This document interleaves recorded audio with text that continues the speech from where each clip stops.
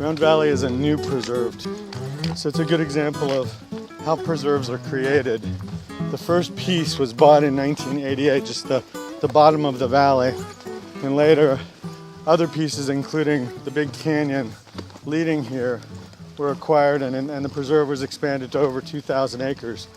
But it wasn't until we got the 10-acre piece along Marsh Creek Road for the staging area, which was actually leased from the Cowell Foundation, that we could open it up to the public.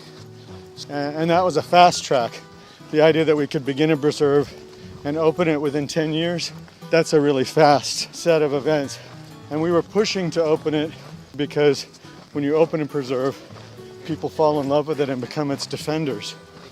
Opening new preserves is always partly about having enough operations and maintenance funding to support the new staff to manage the park. But we pushed to open this one relatively quickly.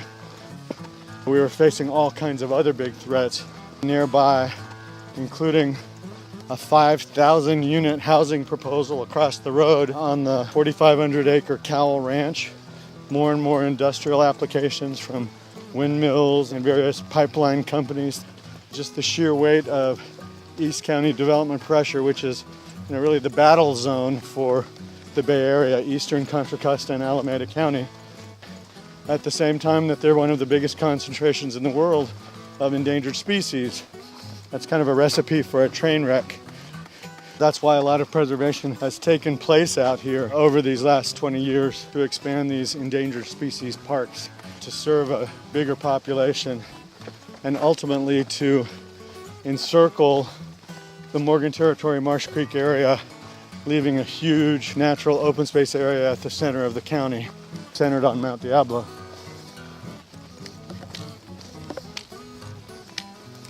Brian Kruse and his wife take a walk in the Round Valley area every morning. He says he sees few changes from the days when he first ventured in to meet Jim Murphy. The bridge and the road in has changed. That's it. I mean, other than that, it's not changed at all. They've done a really good job. And of course there are more people. Kruse says he almost always sees cars in the parking lot these days. I ask him if he minds sharing a place that his family and a few others used to have to themselves. Oh, no, not at all. Yeah, I had a family member back in the 80s go, are you sure you want to make this a park? I had to think about it, because we all had this like self-possession of, you're used to the Murphys and the Foskett's, and we all keep to ourselves and keep doing what we've been doing for 100 years, and we're not building houses, we're just doing what we do. And I had to think about it, and I said, well, yeah, I guess I do.